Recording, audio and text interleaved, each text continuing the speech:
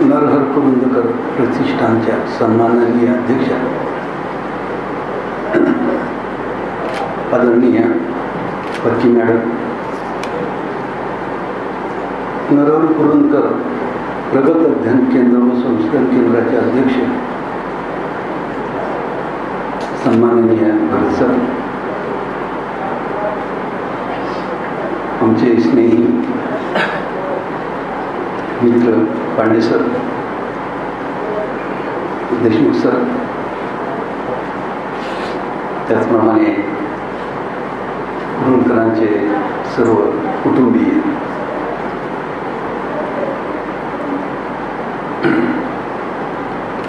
मी थोडासा भाग्यवान यासाठी समजतो स्वतःला. आपल्याला कल्पना असेल की 31 मे रोजी डॉक्टर मसू पाटील हे मनमाड कॉलेजचे प्राचार्य, त्यांचं निधन झालं. खरं म्हणजे मी साधारणचा विद्यार्थी नव्हे, मी कुठंतरी अन्नधान्य महामंडळामध्ये पोते मोजणारा माणूस.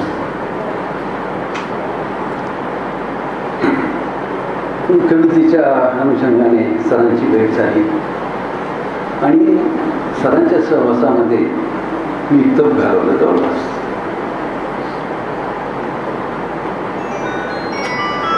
त्या इलेचा म्हणतो ना आपण, ते शिले त्या दगडाला पाय लागल्यानंतर आम्हाचा त्याच्या अहिल्या होते, तसा काहीसा प्रकार आमच्या बाबतीमध्ये घडला.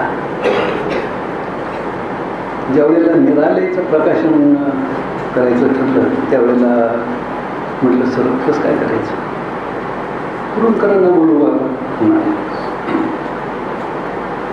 छाती दडपली, बापरे, महाराष्ट्राचे थोर विचारवंत असं ज्यांच्या नावाकडे विरोध लावलं जातं, इतका मोठा माणूस येतील सर, येतील. आणि त्याप्रमाणे कुरुंदकर आले आणि पाटील सरांनी आमचे कणकी कवी मित्र नामगोळे आम्हाला सांगितलं की तुम्ही स्टेशनवर जा. त्यावेळेला काही मीटर गेजलाही नव्हते, म्हणजे प्रवास करणं हे करणं इतकं कंटाळवाणा प्रकार असायचा सगळा. कुरुंदकर आले आणि कुठल्या तरी बेंचवर तिथे स्टेशनमध्ये काहीतरी वाचत बसले, ते आम्हाला कळलंच नाही. आम्ही आलो परत आणि म्हणालो सर दिसेल नाही बा कुरुंदकर, पण कुरुंदकर आमच्या आधी आपल्याला तिथे असं परिस्थिती. आणि मग ज्यावेळेला प्रकाशन समारंभ सुरू झाला तुम्हाला सांगतो असा हवाल, आणि गुरुजींचं भाषण सुरू झालं आणि वीज गेली. त्यावेळेला इन्व्हर्टर वगैरे काही भानगडी नव्हत्या, फार विचित्र प्रकार असायचा. तर टेबलावर आम्ही फक्त 2 मेणबत्त्या लावल्या आणि त्या अंधुकच्या प्रकाशामध्ये अगदी पिनड्रॉप सायले ज्याला आपण म्हणतो की टाचणी पडली तरी आवाज होईल अशी सगळी मंडळी छानपैकी. आणि त्या दिवशी काय असेल कोणाच्या, पण गुरुजींची अशी समाधी लागली मला सांगतो, फार सुंदर बोलले. नंतर विलास गीते नावाचे आमचे प्राध्यापक खास अहमदनगरहून आले होते, लीला गोविलकर, पुरुषोत्तम पाटील होते, वारा सोनार होते आमचे प्रकाश. मोठी माणसं कशी असतात हे प्रत्यक्ष अनुभवल्याशिवाय नाही कळत. मला सांगतो हे सगळं चालू असताना मसू पाटील प्रेक्षकांमध्ये बसले होते. हा मोठेपणाचा खरंच कळस असतो, आपल्याला तसं होता येत नाही तुम्हाला सांगतो. आणि काही माणसं अशी असतात की आता हा जो हार आपण टाकला त्या हाराला, त्या सगळ्या फुलांना, त्या पानांना एकत्र करणारा एक दोर असतो बघा, तो दिसत नाही, पण तो नसेल तर सगळं विस्कळीत होऊन जातं. अशी काही माणसं असतात आणि त्याच्यामध्ये आमचे पांडे सर आहेत, मला मोठा अभिमान वाटतो. नंतर सहकारी आहेत त्यांचे सिद्धवाड सर आहेत, ही खरंच मोठी माणसं असतात आणि यांचा काहीतरी स्पर्श आपल्याला होतो. आता प्रत्येकाचा स्वभाव असतो. तर त्यावेळेला कुरुंदकरांची जी समाधी लागली होती तुम्हाला सांगतो, मग सुदर्शन भाग्यचा गजल त्यांनी जे पेश केली होती, फार सुंदर प्रकार घडला. मी त्यांच्या पवित्र स्मृतीसाठी नम्रपणे अभिवादन करतो आणि आपल्या विषयाकडे वळतो. आजची कविता आपल्या असं लक्षात येईल की आजकाल उदंड भरपूर प्रमाणात कविता लिहिली जाते. प्रसिद्धी माध्यमं आहेत भरपूर, म्हणजे अगदी गल्ली गोळामध्ये साप्ताहिक पाक्षिक वगैरे निघतात, हे तर आहेच. आणि शिवाय तुमची इलेक्ट्रॉनिक माध्यम म्हणजे फेसबुक, व्हॉट्सअप वगैरे. आता ह्या सगळ्या कविता पाहताना म्हणजे आनंदाची गोष्ट आहे. त्यामुळं मराठीचं कसं होणार वगैरे हा प्रश्न थोडासा निकालात निघतो. उदंड कविता लिहिली जाते. पण ही कविता वाचताना थोडंसं असं लक्षात येतं की ही मंडळी शुद्ध तरी लिहितात का मराठी. आणि मग उदंड मी ज्यावेळेला असं म्हणतो त्यावेळेला एक प्रश्न माझ्याकडे असा निर्माण होतो की कविता ही मुक्त छंदामध्ये लिहिली जाते म्हणून ती जास्त प्रमाणात लिहिली जाते का, असाही एक प्रश्न उद्भवतो. आणि तेच खरं असं मला वाटतं. आता याच्यामध्ये काही सन्माननीय अपवाद आहेत नक्कीच. उदाहरणार्थ देशमुख सर माझ्यापुढे बसलेले आहेत, पी विठ्ठल आहेत, संतोष पवार आहेत, संजय चौधरी आहेत, अजित नवानलारी आहेत, कल्पना दुधाळ आहेत. फार जबरदस्त लिहिणारी मंडळी आणि माझी आवडती कवी असली फार सुंदर कवी. पण जी उदंड प्रमाणात लिहिली जाते. आता बघा आपले पूर्वज ज्यांनी आता बघा की उदाहरणार्थ की एखादं गाणं असेल, तो संगीतकार समजा एखादं गंभीर स्वरूपाचं गाणं असेल, त्याला उडती चाल लावली जाईल का, शक्यच नाही. मग आपल्या पूर्वज कवींनी बघा की तो एक अनुभवाचा जो भाग असतो त्या प्रमाणात ते वृत्त तयार केलेली आहेत. बघा वेगवेगळे प्रकारचे वृत्त, शार्दूल क्रिकेट असेल, सुमंदारमाला, मंदारमाला, पृथ्वीची गर्मी, मंदारकांता वगैरे वगैरे. तर ती पंत कविता म्हणून तिची टेहाळणी आपण करतो थोडीशी. पण मला असं म्हणायचं की मग तो जर क्रायटेरिया पुन्हा आला वृत्तमालाचे, मग किती कवी टिकतील असा प्रश्न माझ्याकडे येतो. आता मुक्त कविता म्हटल्यानंतर काय होतं की एखादा परिच्छेद असा तुकड्या तुकड्याने लिहिला म्हणजे कविता होते, अशा भ्रमात काही मंडळी असतात. गांभीर्यच नाही मला म्हणायचं. कवितेचे जे गांभीर्य असतं ते गांभीर्य आपण दिसत नाही. एखादा अनुभव तुम्ही मांडा. अनेक प्रकारची कविता आहे. दलित कविता आहे, ग्रामीण कविता आहे, प्रेम कविता आहे, सामाजिक जाणीवेची कविता आहे. कविता आहे. आपण ताटावर बसल्यानंतर आपल्याला तिखट आवडतं, कडू आवडतं, गोड आवडतं वगैरे वगैरे. तसं हे जे क्लासिफिकेशन ज्याला आपण म्हणतो हे समीक्षकांनी करावं. मी फक्त कवितेकडे कविता म्हणूनच पाहतो. कविता असते. कवितेने कविता असावं अथवा निकष ज्याला आपण म्हणतो. मग एखादी प्रतिमा, एखादा शब्द, एखादा अनुभव असा भिडला पाहिजे असं मला म्हणायचं. आणि मग ज्यावेळेला चिंतनातून मननातून काहीतरी येतं ते भिडतच काळ झाला. आता वारून बोलत प्रकाशाचे कर्ज डोक्यावर घेऊन जन्मते मेणबत्ती. आवडतंच आपल्या, नक्कीच आवडतं. किंवा ग्रेस गव्हाचा दाना नागवा पेरला तरी वस्त्र घेऊनच उगवतो. भिडतं हो. असं काहीतरी चमकदार आपल्याला आढळतं का या सध्याच्या गाजर गवतासारख्या वाढलेल्या कवितेमध्ये. मला प्रश्न पडतो खरंच. म्हणजे हिणवणं नाहीये, मी एक रसिक या अर्थाने बोलतोय बघा, रसिक. आणि मग ही मंडळी जी लिहितात ही कवितेवर खरोखर प्रेम करतात का. तुम्हाला माहिती आहे वालावलकर सर्कस होती त्यावेळेला बघा, तर त्यांना प्रश्न विचारण्यात आला होता की मग तुम्ही एवढी रानटी सगळी अशी क्रूर शॉपदली म्हणतो आता वाघ सिंह वगैरे सारखी, यांना तुम्ही कसं काय खेळवता वगैरे असं. तर त्यांचं एक वाक्य मला इतकं आवडलं. ते म्हणाले, अहो आपण आपल्या मुलावर जे प्रेम करतो ना ते काहीच नाही, इतकं प्रेम आम्ही त्या प्राण्यावर करतो.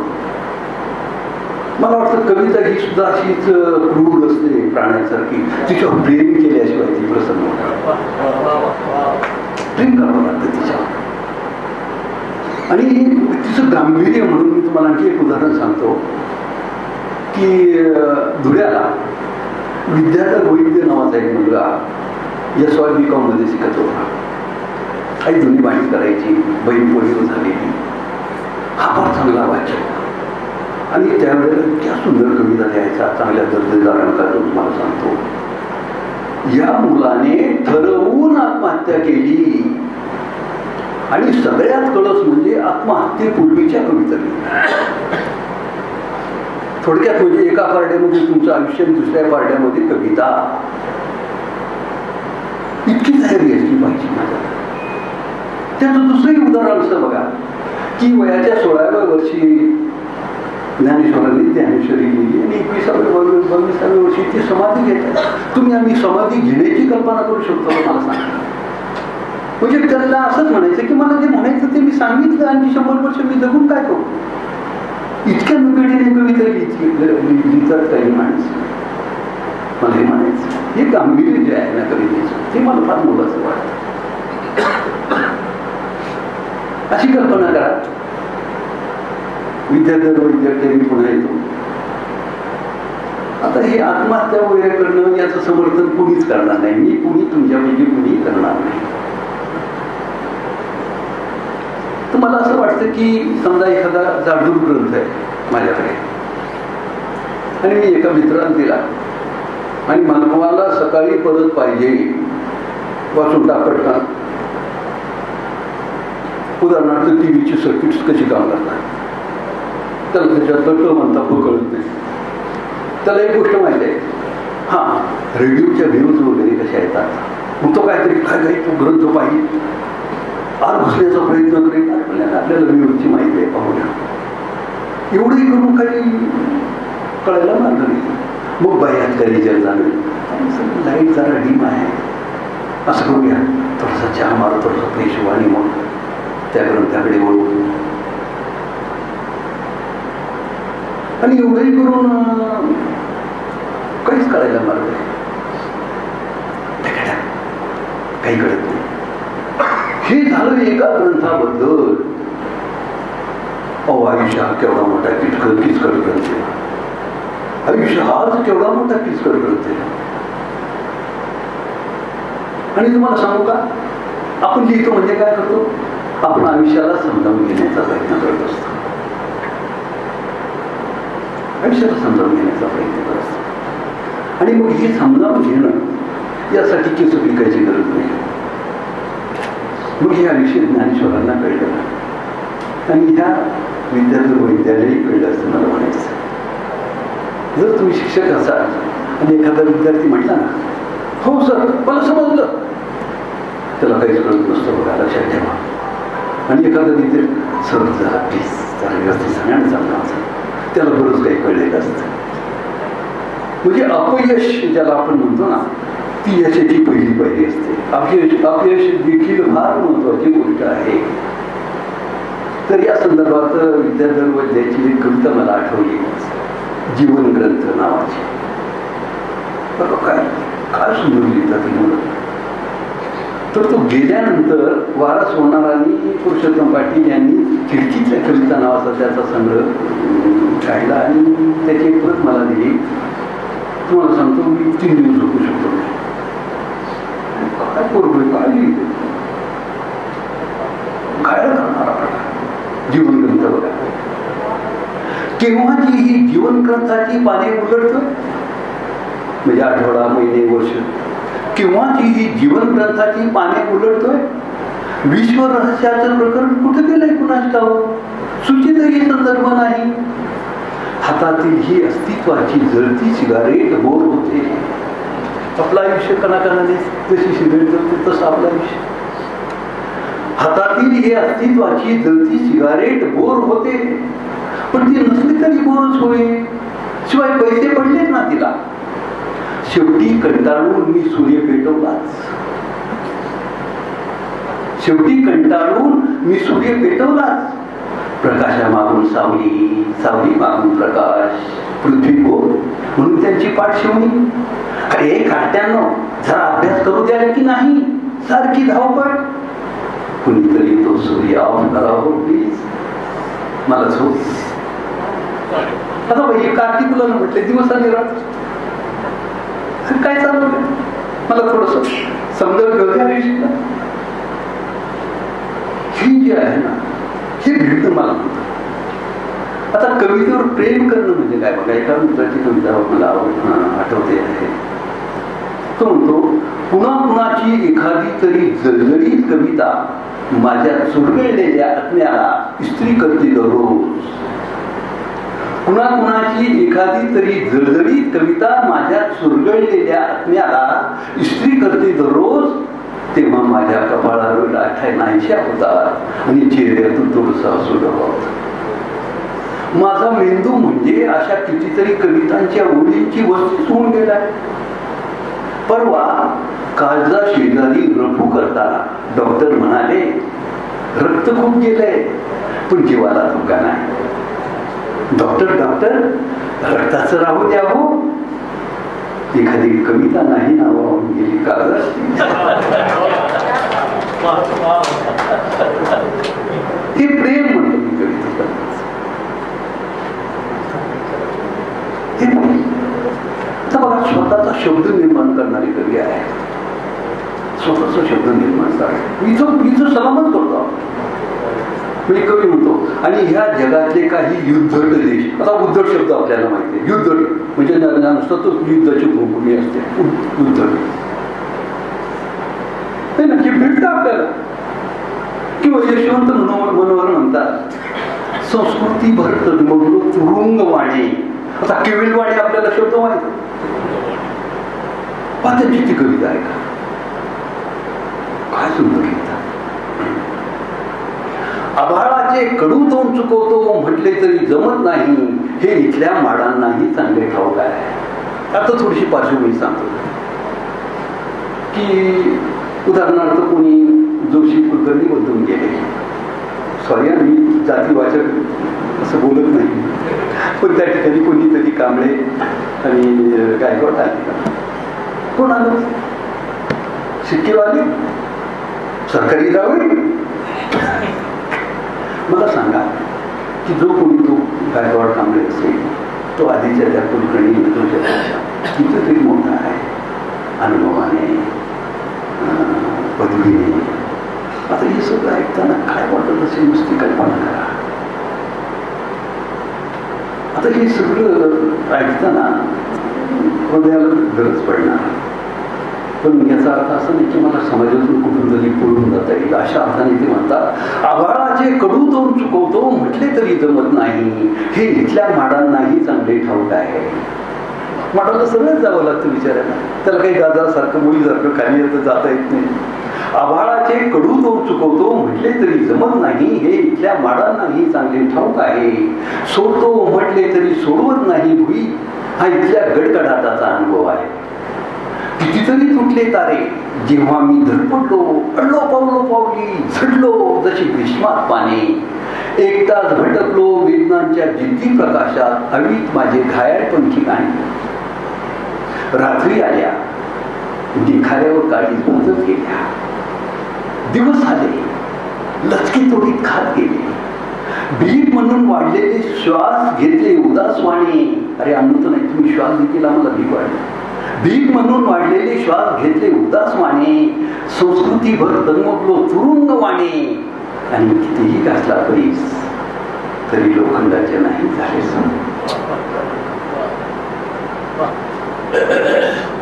असं काहीतरी काळजाला भिडणार. किंवा ते म्हणतात, आता बघा एक सामान्य माणूस आहे, त्याला 5 रुपयाचा चहा कधी मिळत नाही टपरीवरचा. त्याला 5 स्टारच्या गोष्टी कशा काय कळायच्या. 5 स्टार काय असतं हॉटेल.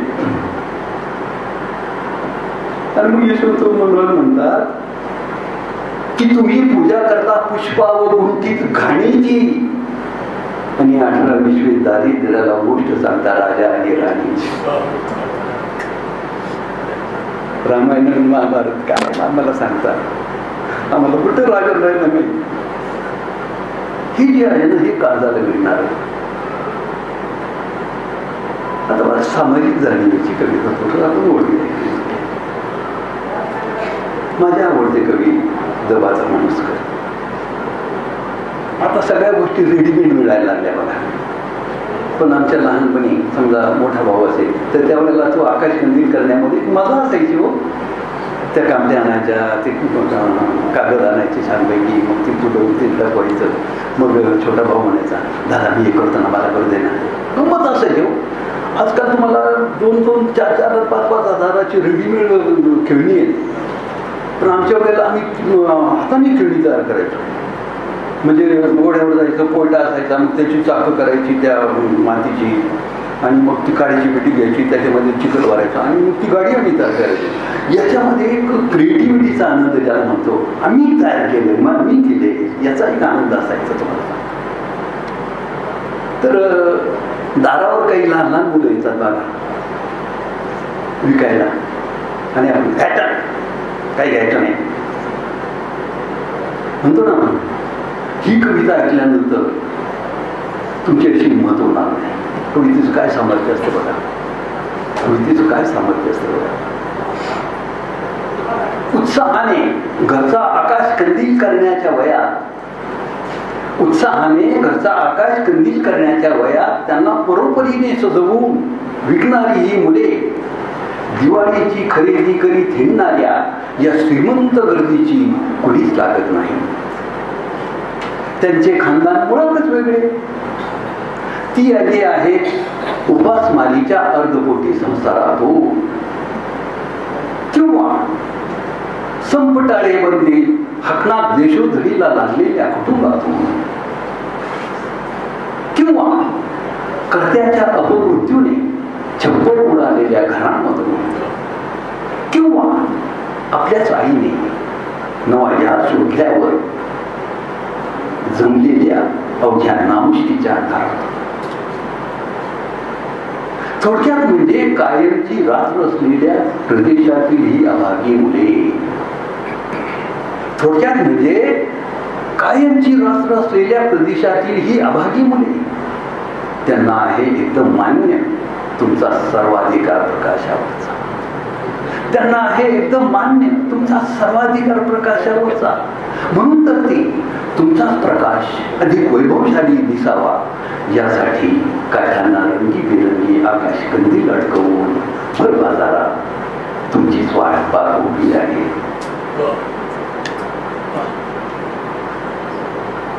असं भिडणार जे म्हणतो मी, कविता फार मोठी आहे किंवा लहान आहे याच्यावर काही जबाब अवलंबून असतो. अवघ्या 5 शब्दांची कविता, अवघ्या 5. वारसोनारांची बघा. स्मृतींचा तुझ्या भार दवावर दोला, दवाला ऊन सहन होते अशी तुझी स्मृती. किंवा आणखी त्याच्यात त्यांचे 2 तुकडे फार मला आवडलेले वारसोनारांचे. शीर्षक आहे नंतरच्या कविता, म्हणजे मी गेल्यानंतरच्या कविता. मग प्रतीक्षा किती टोकाची होते. तर ते म्हणतात, खरे तर या शेवटी टीकेत माझे निम्मे अधिक शरीर मुंग्यांनी फस्त करून टाकले. खरे तर या शेवटी टीकेत माझे निम्मे अधिक शरीर मुंग्यांनी फस्त करून टाकले. तूही सहज मावू शकशील या इथे, आता तरी ये ना. किंवा दुसरं तुकडा बघा. आता माझ्यासारखी वेड्यासारखे या दफनभूमीतून भटकताना मी तुला कितींदा खुणावले असेल, पण तुझे लक्ष असेल तर ना. आणि हो, तेही खरेच. माझ्या हाताला फुटलेले अंकुर या हिरवळी तुला कशी ओळख नाही. असं काहीतरी मला म्हणायचंय, हृदयाला भेटणार. किंवा किती छान माणसं लिहिलं, छोटं छोटं असं देतो वसंत सावंत. ते म्हणतात, माझ्या वहीची कोरी पाणी या खऱ्या न लिहिलेल्या कविता. माझ्या वहीची कोरी पाने या खऱ्या न लिहिलेल्या कविता. पांढऱ्यावर काळे खरे की काळ्यावर पांढरे केले, कुणी पाहिले आधी काळे की गोरे ते? ज्या शब्दांना लाज असते ते उतरतच नाही.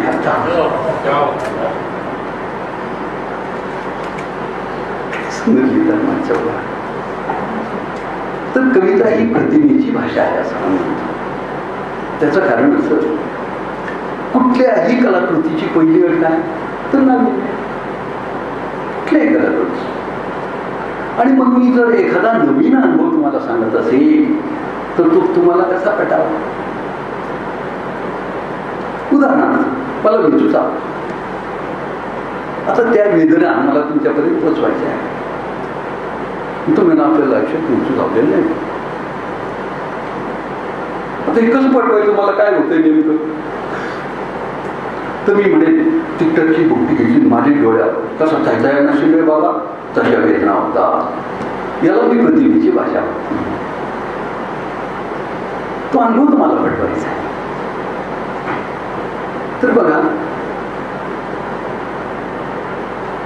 आपल्या वस्तू आपल्याला आवडतात, आपली माणसं आपल्याला आवडतात, आपले प्राणी आपल्याला आवडतात, आपलं घर आपल्याला आवडतं, आपलं घड्याळ आपल्याला आवडतं, दुसऱ्याचं शरीर आला आणि ही वाटेल तुम्हाला, आपली गाडी आपल्याला आवडते. आता गृहिणी काय करतात लक्षात ठेवा की बऱ्याचशा मोडलेल्या तोडलेल्या वस्तू ज्या असतात ना त्या माळ्यावर अशा ठेवतात. भंगारामध्ये 5 पैसे येणार नाही त्याच्या, पण हे ठेवण्यामागे कृतज्ञतेचा भाव असतो. अरे या खुर्चीवर मी बसलो होतो, एक पाय मोठा म्हणून काय झालं, एक कृतज्ञतेचा भाव असतो. ती वस्तू असो, माणसं असो, कोणी नसो. तर तसं माझी मनगटी घड्याळ. आता बघा, ही मनगटी घड्याळ हे आपल्याला वेळ दाखवतं, काय दाखवतं नाही का? मग कुणाचं हिरेचं घड्याळ, मला काय घेणे, माझं घड्याळ माझं. मग हे घड्याळ कसं घड्याळ राहत नाही हे तुम्हाला कळेल. मग मी काही त्याबद्दलचे जास्त स्पष्टीकरण करण्याचं कारण नाही. बघा, माझी मनगटी घड्याळ वेळेविषयी फार काटेकोर नसणे, वेळेविषयी फार काटेकोर नसणे हा मी व माझ्या मनगटी घड्याळातून समान दुवा. त्याला म्हणतात पहिल्याच बॉलला 6. 11 वाजून 1 मिनिटांनी जायचं. चला 2 मिनिटांनी गेलो तर काय इकडलं तिकडं होणार आहे. वेळेविषयी फार काटेकोर नसणे हा मी व माझ्या मनगटी घड्याळातील समान दुवा. त्याने आपले काटे प्रेमातही कधी उलटे करू दिले नाही ते खरे, पण मलाही त्याने भूतकाळात जाण्यास कधी मनाई केली नाही. लग्न समारंभ, खरेदी वगैरे म्हटले की ते नेहमीच हिच्या चालीने चालायचे. त्याच्यामध्ये पत्नीच्या लग्न समारंभ, खरेदी वगैरे म्हटले की ते नेहमीच हिच्या चालीने चालायचे. त्या घाईतही माझा चष्मा रुमाल सापडेमध्ये पर्यंत त्याला नेहमी धीर असायचा. रोजच्या लोकलच्या प्रवासात केवळ सोय म्हणूनही त्याने माझे मनगट कधी सोडले नाही. व ऐन महिना अखेरीस बंद पडून मला अडचणीतही आले नाही. सकाळी ऑफिसला निघण्याच्या घाईत केवळ मला ग्रेट वाटावे म्हणून ते हळू चालायचे. सकाळी ऑफिसला निघण्याच्या घाईत केवळ मला ग्रेट वाटावे म्हणून ते हळू चालायचे. ऑफिसमध्ये कामात बुडून गेल्यावर दिवस लवकर संपवून टाकायचे. असे आमचे सहजीवन एकूण सुखाचे झाले. असे आमचे सहजीवन एकूण सुखाचे झाले. पण हल्ली वयामुळे माझ्यासारखेच त्यालाही बरे नसते. उपचार करून बरे व्हावे याची माझ्याप्रमाणेच त्यालाही निकड नाही. मात्र माणूस म्हणतो ना, कशाला बाबा इंजेक्शन टोचतो, मी काय तर तरुण होणार. उपचार करून बरे व्हावे याची माझ्याप्रमाणे त्यालाही निकड नाही. आता एखाद्या विलक्षण योगाने मी आणि माझे घड्याळ एकदमच बंद पडलो तो प्रश्नच नाही. आता एखाद्या विलक्षण योगाने मी आणि माझे घड्याळ एकदमच बंद पडलो तर प्रश्नच नाही. पण थोडे मागे पुढे झालेच तर आम्ही आपसामध्ये आधीच एक करार करून टाकला. मागे राहील त्याने विना तक्रार एकट्याने टिकटिकत राहायचं.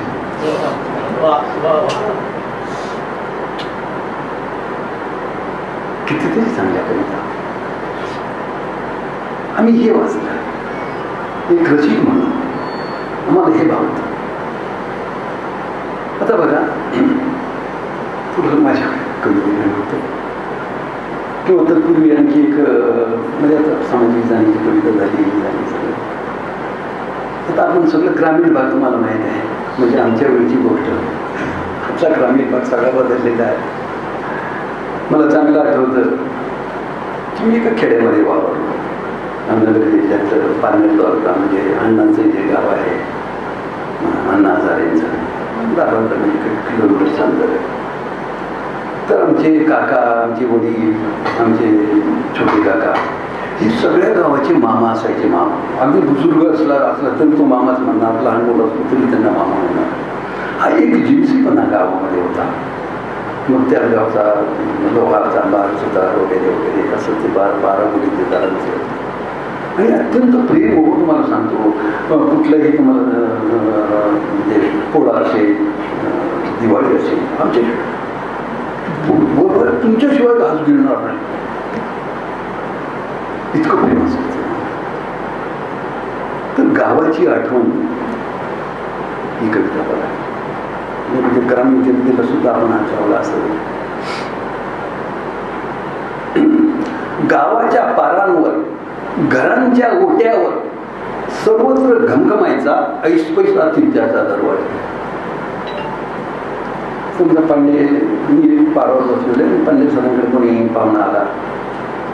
अरे कुठले पाहुणा? पांडे सर. अरे या या या या चहा घ्या पैसा मग उद्या पाहुण्याला विचारलं मी पांडे सर मला जोड्याने मारतो. काय जिन्सीपणा असायचा.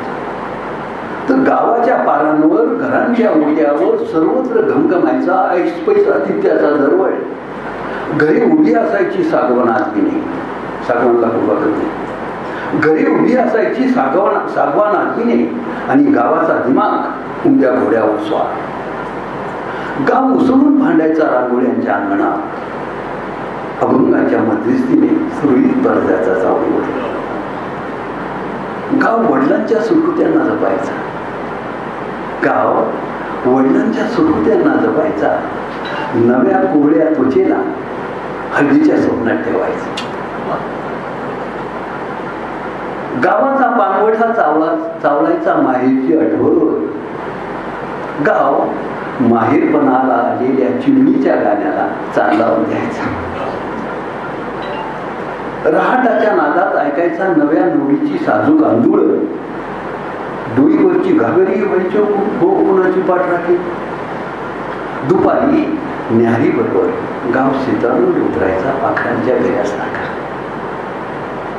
गावाच्या नजरेत बागडायचे चढत्या सूर्याचे आवाहन. झाडे सावली होऊन दिमतीला यायची.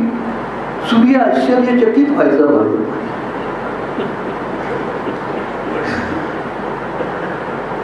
संध्याकाळी शेतावरून परत आणा गाव हळूहळू यायचं. सगळा चिमवटा झाडून तडक घरजमिनीच्या शेतीवर पावलायचा. गाव भरत नाही आता सुवासिक मनाच्या देठावर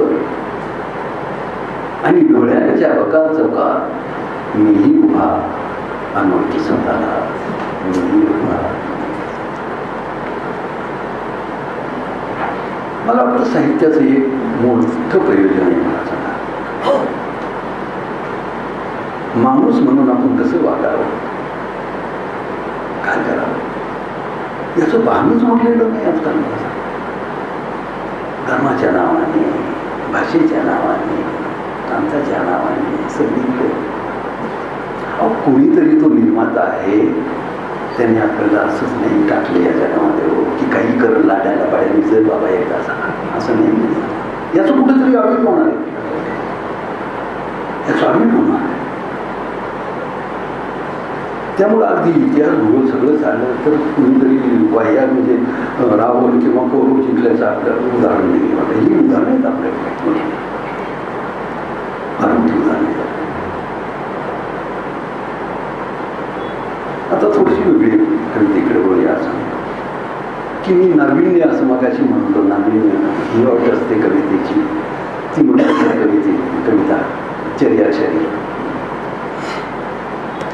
चर्याक्षरी या शीर्षकाची कविता आहे. चर्या म्हणजे चेहऱ्यावरील हावभाव. इथे कवितेच्या चेहऱ्यावरील हावभाव टिपण्याचा प्रयत्न केलेला आहे. म्हणजे असं की काना, मात्रा, वेलांटी, उकार, स्वल्पविराम, अर्धविराम, पूर्णविराम, उद्गार चिन्ह, प्रश्नचिन्ह वगैरे वगैरे हे सगळं मला एका चेहऱ्यामध्ये दिसतंय. त्याची कविता बघा. चर्याक्षरी. वाटे वेलांटी रभार तिच्या भिवईची कोर, वाटे वेलांटी रभार तिच्या भिवईची कोर, अशी नजर खट्याळ जसे विडे जोडाक्षर. कर्ण प्रश्नचिन्हापरी, कर्ण प्रश्नचिन्हापरी, स्मित संदिग्ध उत्तर, असे लोभस लावण्य ज्याचा नाशिका उद्गार. भाल शीर्षका समान मुद्रा अर्धचंद्राकार, गाली कुज बुजणारा हनुवटीचा उकार. पहिले खड्डा असतो. गाली कुज बुजणारा हनुवटीचा उकार, मात्रा अक्षरावरती तसे भुरुभुरु केस, मात्रा अक्षरावरती तसे भुरुभुरु केस, अर्धविरामी आंबाडा ओठ शब्दांची विलास. कंस पापण्यांचा जात मोहर ते स्वप्नबिंब, कंस पापण्यांचा जात मोहर ते स्वप्नबिंब, महिरप मुखड्याची मिरविते तिळटिंब. काना मानेचा देऊन देते लाजत होकार, काना मानेचा देऊन देते लाजत होकार, असा अक्षरी चेहरा वाटे कविता सुंदर.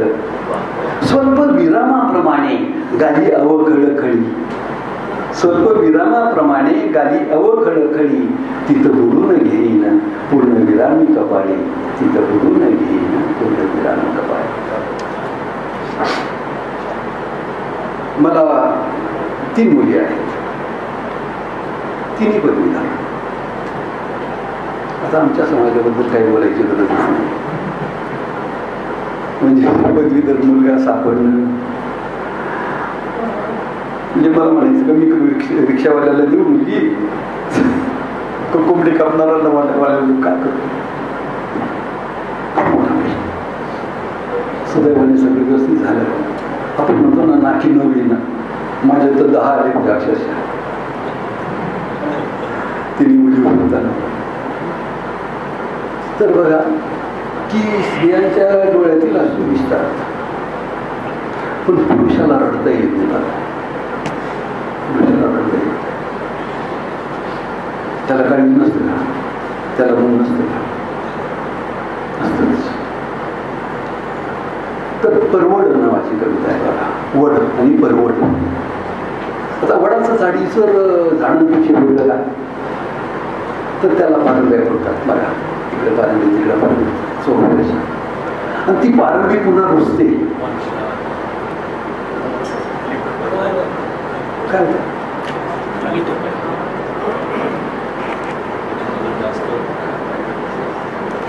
जास्त आवाज, ती पारंबी पुन्हा रुजते बघा.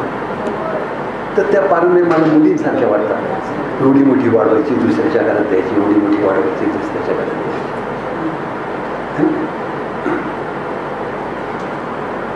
तर परवड. काळाचे कडू घोट घोट पचवून प्रत्येक झाड, ऊन, वारा, पाऊस सगळे सहन करते. काळाचे कडू घोट पचवून परिस्थितीशी 2 हात करताना आलेला करारीपणा प्रयासाने विस्मृतीच्या अंधारात लोटावा लागतो. 4 तरुण मुली उजवायच्या काळी अगतिक होऊन लाचारी पत्करताना पित्याचे काळीज मातेचे होऊन जाते. आकाशाचा उद्दाम बेफिकीरपणा जाऊन मन मातीसारखे सुशिक होते आणि नजर नकळत खाली झुकते.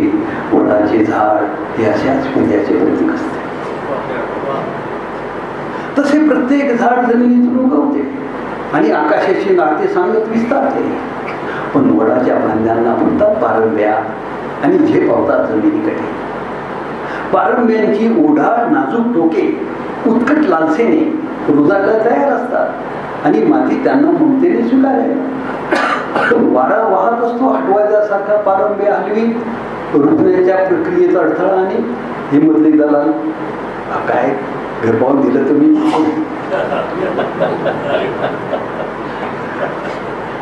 पण वारा वाहत असतो हटवायच्यासारखा पारंब्य हलवी, रुजण्याच्या प्रक्रियेत अडथळा आणि गुरे ढोरे अंग नसतात येता जाता आणि पारंब्यांची रुजू लागलेली टोके तुटत राहतात. त्या वेदनाचा शास्त्रात की मुलीने सासरचा जात न सांगता ही त्याला उंगावा तशा वडाला घालतात.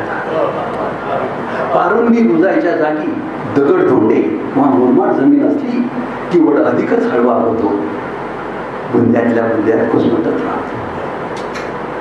एखाद्याला नाही चांगलं सासर मिळत. केवळ घराजवळ आहे, केवळ घराजवळ आहे म्हणून एकाने वडाच्या बुंद्याभोवती पार बांधला आणि पारावर लोंबणाऱ्या पारुंबीला परमेश्वरापास्त झाले.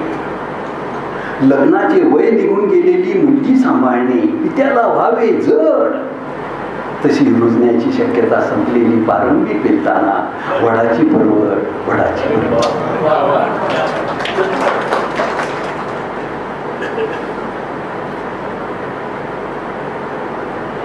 कितीतरी कविता आहेत.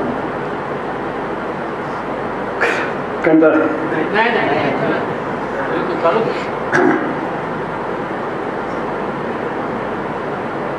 अत्यंत दुःखाच्या म्हणा किंवा सुखाच्या म्हणा क्षणी कविता स्फुरेलच असं नाही.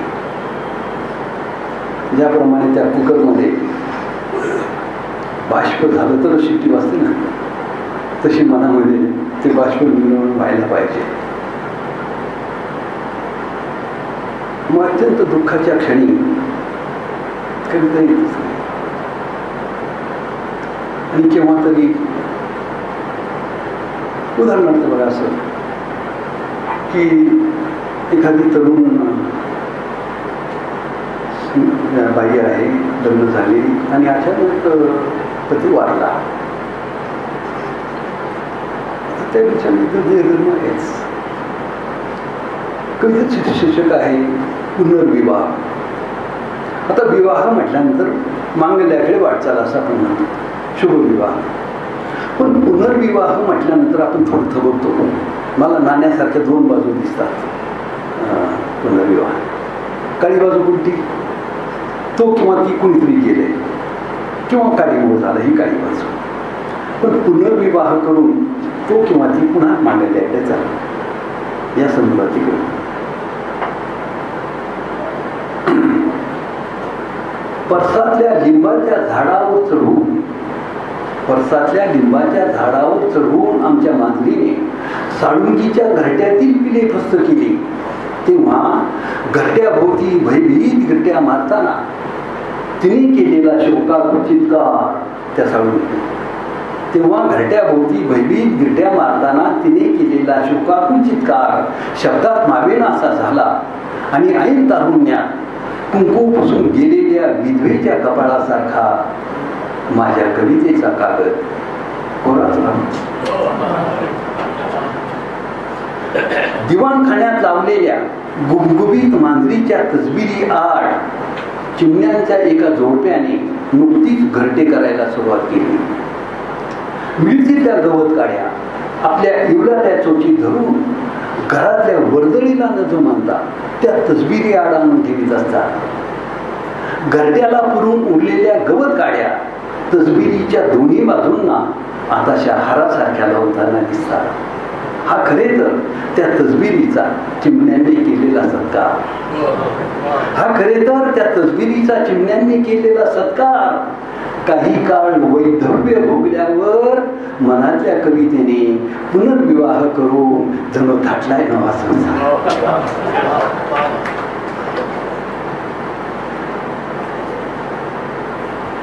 अनुनय नाव या शीर्षकाची एक कविता आहे. कविता ही सहज प्रसन्न होणारी गोष्ट नाही.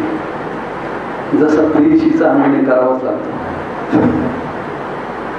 मंदरनी कंडक्टरची सुद्धा किती वेळ का करावी लागते. हो अरे हे एवढी एक सेट घ्या ना कंडक्टर. मंदरनी अनुनय परसातलं गुलमोहराचं झुडूप वाढत वाढत मोठं होईल. परसातलं गुलमोहराचं झुडूप वाढत वाढत मोठं होईल. त्याच्या लाल सेंद्री फुलांच्या झुडक्यातून सूर्याची किरण गाळून शितळून येतील आणि आपले उन्हाळे सुसह्य होतील. मी तिला म्हटलं, म्हणजे पत्नीला मी तिला म्हटलं, तेव्हा भविष्याशी नातं जोडण्यापूर्वी वर्तमान लवचिक करावा लागतो असं पुटपुट तिनं गुलमोहराच्या झुडपाशी जरी जोडक्याची वेल लावली. आता बघा की दोडका भोपळा वगैरे याची जी वेल असते त्याला चणावी असतात बघा, स्प्रिंग सारखे. थोडंसं एक्सप्लेनेशन तुम्ही प्रयोग करून बघा की एखाद्या ठिकाणी तुम्ही वेल लावा आणि 4-5 फुटाच्या अंतरावर समजा एखादं झाड असेल किंवा एखादं इलेक्ट्रिकचा पोल म्हणा, काय टेलिफोनचा खांब आहे, ती वेल बरोबर इकडे सोडते बघा. मग जिथे आधार सापडला जातो तिथे तो तणावा पीठ होतो, पुन्हा वेल वाढतो, पुन्हा तणावा पीठ होतो. मला असं जाणवलं सर की वेलीला दिसते हो, आपल्याला कुठं आधार दिसेल, वेलीला दिसते. असं फालतू इकडे तिकडे वाढल्याचं मी बघितलं नाही. आणि तो तणाव असतो ना, तो अक्षरशः स्प्रिंग सारखाच असतो. मला वाटतं स्प्रिंगचा स्रोत तिथूनच आहे नक्की. आता बघा निसर्गाने काय गृहीत धरलेले, समजा उदाहरणार्थ एखाद्या झाडावर वेल चढली, निसर्गानेच मुली हे गृहीत धरलेलं आहे की वारं येईल मग झाड असं आले आल्या. पण ते तणावे जे असतात ते स्प्रिंग सारखे लवचिक असल्यामुळे वेल तुटणार नाही, हे निसर्गानेच गृहीत धरलेले आहे. बघा परसातलं गुलमोहराचं झुडूप वाढत वाढत मोठं होईल. त्याच्या लाल सेंद्री फुलांच्या झुडक्यातून सूर्याची किरण गाळून शितळून येतील आणि आपले उन्हाळे सुसह्य होतील. मी तिला म्हटलं, तेव्हा भविष्याशी नातं जोडण्यापूर्वी वर्तमान लवचिक करावा लागतो असं पुटपुट तिने गुलमोहराच्या झुडपा शेजारी दोडक्याची वेल लावली. वेल जोमानं वाढत असल्याचं पाहून मी छोटीशी काठी रोवली वेलीला आधार म्हणून. वेली चटो काठीच्या वर सरकलं. नंतर पाहिलं तर तिचे तणावे गुलमोहराच्या फांदीला विलगून गेले. आता अधूनमधून वाऱ्याची झुळूक येते, तशी गुलमोहराची फांदी नकारात्मक मान हलविते. वेलीचे तणावे स्प्रिंग सारखे लवचिक म्हणून त्या नकारावरही ते आपुलकीच्या श्रद्धेने डोलते. शब्दांना तणाव्यासारखं आतडं लपेटून कवितेच्या डहाळीचा आधार घेताना वेल होऊन करावा लागतो तिचा अनुनय, आणि तुटून विलग न होता सहन करावा लागतो वाहणाऱ्या वाऱ्याचा व्यत्यय, वाहणाऱ्या गाऱ्याचा व्यत्यय, हा व्यवहाराचा वारा. कितीतरी कविता आहेत मित्र. आता बघा काही माणसं नोकरी करतात आणि फावल्या वेळामध्ये पॅन्ट पिशवी घड्याळी असं करत असतात. कशासाठी घ्यायचो? घरच्यासाठी. तुम्हाला कल्पना आहे वाल्याकडची गोष्ट काय म्हणाले घरवाले, आम्ही काय तुझ्या बापाच्या धुळी. आता मग मला सांगा की 10 टनाची गाडी आहे, त्याच्यावर जर 15 टन लागलं तर काय होईल? मग ही माणसं जी जास्त खाटाडोप करतात पैशासाठी ती अकाली जातात, अकाली जातात. तर दिवंगत प्रिय मित्रासाठी या शिक्षकाची कविता. आता मित्रप्रेम कोणाला म्हणायचं? एकाची आयडेंटिटी दुसऱ्यावर अवलंबून असते ते मित्रप्रेम. उदाहरणार्थ शब्द गेला जय किशनला कोणी विचारत नाही, लक्ष्मीकांत गेला प्यारेला कोणी विचारत, ते मित्रप्रेम. एकाची ओळख दुसऱ्यावर अवलंबून असते ते खरं मित्र. तर ह्या कवितेतून मित्रप्रेम आणि एकूणच आयुष्याबद्दलचं मिथ्यापण ह्या 2 गोष्टी बघा. दिवंगत प्रिय मित्रासाठी शीर्षक, दिवंगत प्रिय मित्रासाठी. थोडी कमी धडपड केली असतीस तरी चालले असते. हे एव्हाना लख उजाडले असे तुझ्या मनात, वरून सर्वांचे सर्व काही तुझ्या विनाही सुरळीत चालू आहे हे पाहता. परवा तुझ्या घरात नवीन फर्निचर आले, घरही नव्याने रंगून निघाले, कुठल्या तरी तू गेल्यानंतरच्या शुभ कार्याच्या निमित्ताने. आता तरी आपल्यामुळे सगळं ठीक चालतं हा गैरसमज निसंशय मिटला ना. माझ्याशी कॅरम खेळताना घरच्या एखाद्या साध्या निरोपानेही उठून जायचा. माझ्याशी कॅरम खेळताना घरच्या एखाद्या साध्या निरोपानेही उठून जायचा. तसा तुला अचानक उठवून गेलेल्या संसारातून आता तसा संसारही कॅरमपेक्षा अधिक महत्वाचा नाही हे तूही शिकला असशील तर ठीक. मग नाहक मेलास असं म्हणणार नाही मी तरी इतरांप्रमाणे. इथं असताना माझ्यासारखंच तुला एकटं वाटायचं, इथं असताना माझ्यासारखंच तुलाही एकटं वाटायचं. म्हणून बजावून ठेवतो मित्रत्वाच्या व वडिलकीच्या नात्याने विदेही अवस्थे सध्याच्या अधिकच एकटं वाटेल. विदेही अवस्थे सध्याच्या अधिकच एकटं वाटेल. तरीही परत शरीर मागू नकोस, कारण शरीराबरोबर सगळी लचांड मागं लागतात. अन्न वस्त्र निवाऱ्यासारख्या स्थूलांपासून ते आपल्याला हीन करणाऱ्या आपल्याच सूक्ष्मातील सूक्ष्म इच्छांपर्यंत. विसरलास काय? एकटं पण असह्य झालं तर मात्र सळ माझ्याकडे केव्हाही परत कॅरमचा डाव म्हणा. एकटं पण असह्य झालं तर मात्र सळ माझ्याकडे केव्हाही परत कॅरमचा डाव म्हणा. घाबरू नकोस, तू इथं आहेस हे फक्त मलाच माहीत असल्यामुळे तुझ्या घरचा निरोप इथे येणार नाही.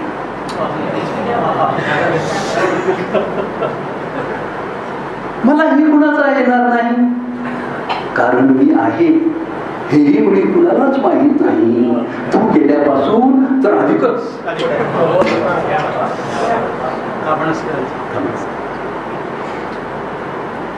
शेवटच्या कवितेत बोलूया. शेवटच्या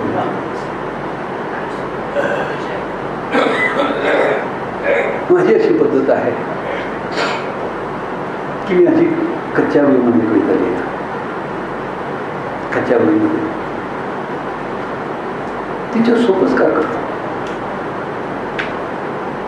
एखादं वर केलं तर काय होईल, हा बातू शब्द तो काढला तर काय होईल. अर्थात मूळ आशयाला धक्का नाही लागला. आणि मग बरी वाटली कविता, बऱ्यापैकी झाली. पक्क्या होईल. कित्येकदा एखादा शब्द देखील मला फार आवडतो आणि तो कच्च्या वेळेमध्ये मी लिहून ठेवतो. आणि वाटतं केव्हा तरी आपण ह्या शब्दाचा उपयोग करू. असं होतं कधी कधी, तुम्हाला सांगतो. आता सरांनी जी कविता उद्धृत केली मग अशी, तर त्याच्यातला तो मनमोर हा शब्द मला फार आवडला होता बघा. आणि त्या एका कवितेने मला, एका शब्दाने मला कविता दिली. पाऊस पडे घनघोर चिंब मनमोर चौकडे पाणी. असंही होतं कधी कधी. कित्येकदा असं होतं की मी तिच्या रोळीला यायला लागतो त्या कच्च्या वेळीमध्ये, आणि तिच्यात माझी पत्नी येते आणि म्हणते हो तरी पोट भरायचं नाही, ही पिशवी घ्या बाजार जातो. आणि मग केव्हा तरी ती कच्ची वही हाती लागते आणि वाटतं वा क्या बात आहे, काय चार ओळी आपण सुंदर लिहिल्या होत्या, वा. मग याला काही करावं का पुढे, तो मूळ गेला. असं वाटतं काहीतरी जोड दिल्यासारखं, बिल्डिंग केल्यासारखं, कृत्रिम इच्छा होत नाही. बरं त्या चार ओळी इतक्या छान असतात की त्या फाडून फेकून द्यायची इच्छा होत नाही.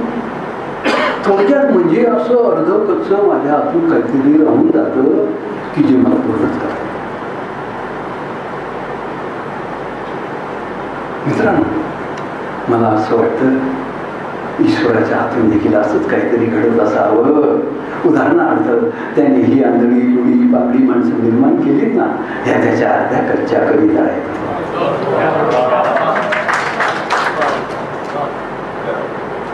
कवितेची कच्ची वही चालताना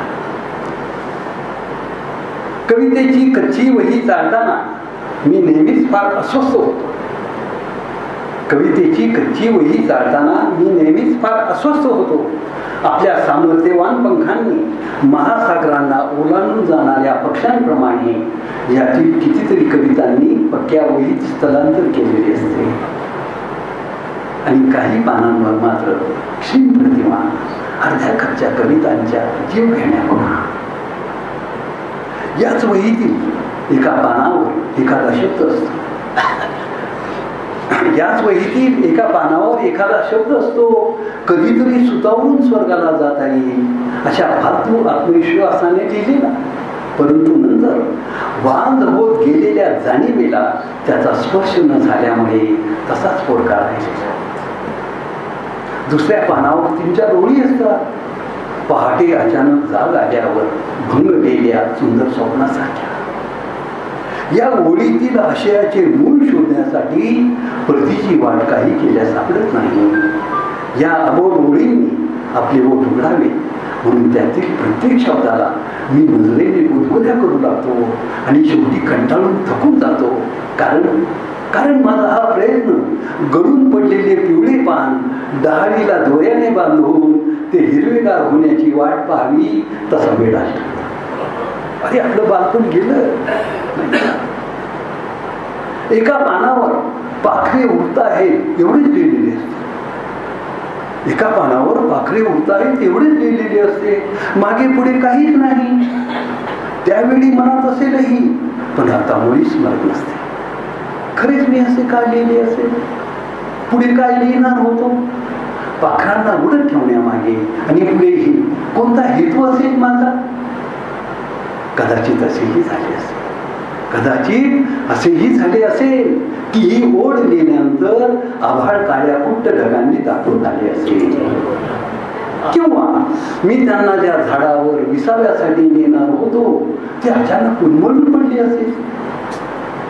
वहीतील या पानावर मी लिहू लागलो तेव्हा नजरेच्या कक्षेत नव्हते तेवढेच आभाळ आपले असते असे ह्या पानाने मला बजावले असते.